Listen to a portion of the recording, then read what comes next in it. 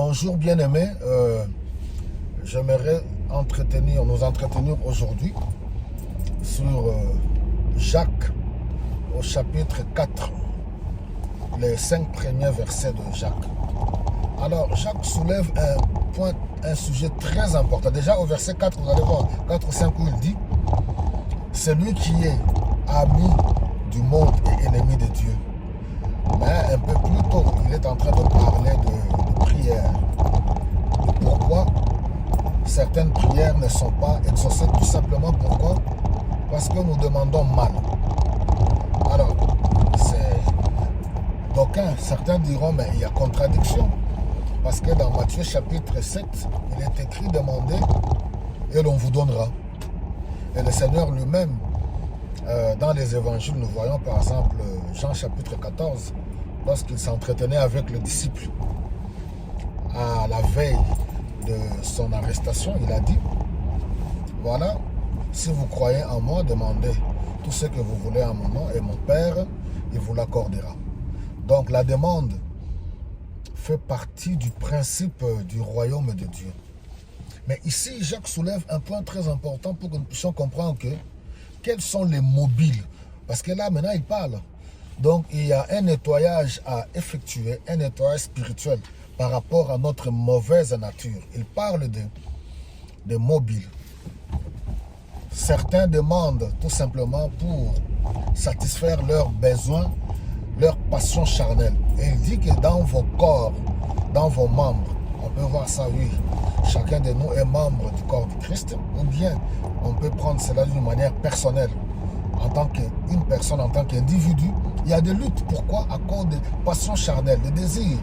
Il dit, il y a des querelles parmi vous, vous demandez et vous ne recevez pas parce que vous êtes des meurtriers. Vous êtes remplis des envies, vous vous jalousez mutuellement.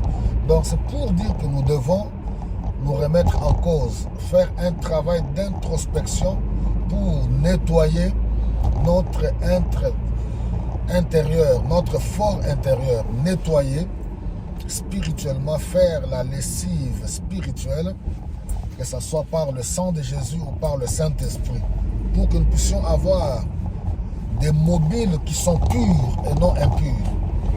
Il dit, vous demandez, vous ne recevez pas. Pourquoi? Parce que vous êtes en guerre. On est dans un monde de compétition, un monde des envies. Les gens s'envient.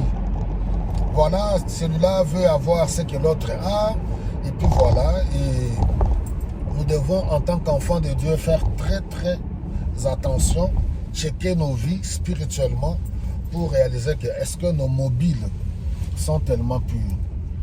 La vie chrétienne, comme je ne cesse de le dire, c'est une grande responsabilité.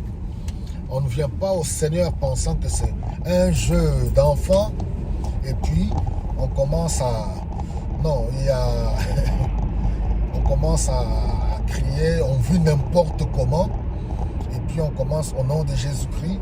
Non, c'est une vie d'ordre, une vie structurée, et que le Seigneur nous aide. Voilà, le but de ce message, c'est ça, que Dieu nous aide à pouvoir nous purifier et à revoir les mobiles de nos demandes.